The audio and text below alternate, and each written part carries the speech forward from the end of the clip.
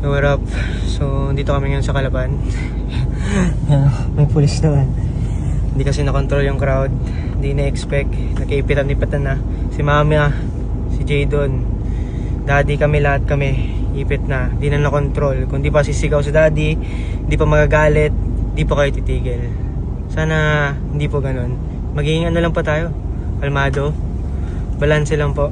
Kasi iwas tayo disgrasya syempre. Sana hindi ganun sa susunod. Kasi baka hindi, kung hindi pa mangyari sa akin. Kasi hindi ko na magalaw pa ako eh. Sakit niya. Buti hindi nangyari kay Jadon o kay Mama. Ayos lang. Sana po kamag-anak dyan, yan. Sa susunod po, maging kalmado lang tayo. Mahal na mahal po namin kayo. Pero sana po hindi tayo umabot sa ganitong sitwasyon. Yes, tama. Hindi po namin gusto to. Kaya mahal na mahal po namin kayo. Naipit na si Mama at si Jadon.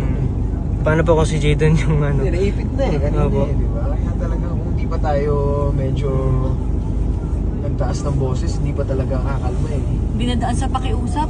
Oo. So, Hindi ganun ang kamag-anak, please. Hindi ganun. Yeah, nakabala na tayo eh. Tamang oras, laging ganyan. Tamang oras. Naka-damage na, naka-aksidente pa. Ito na, nakabidyo ka. Oo. Hindi ganun, hindi ganun. So, nakakaya, naka-damage tayo ng mga Kaya may pulis pa. gamit natin.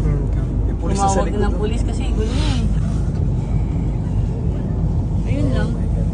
Let's go na, kuya. Tara. Drive. Yung sana nasa ano ka. Tapos mamili ng kailangan. Oh my goodness. Sana yun lang. Sana sa mga taga-Kalapan dyan, nakauwi kayo na maayos. At ayos yung kalagayan nyo. Yun lang, safe kayo. Kapagaling gumana itong pa ako. Nabalian na si Jayo. Sana paano ako mag-basketball.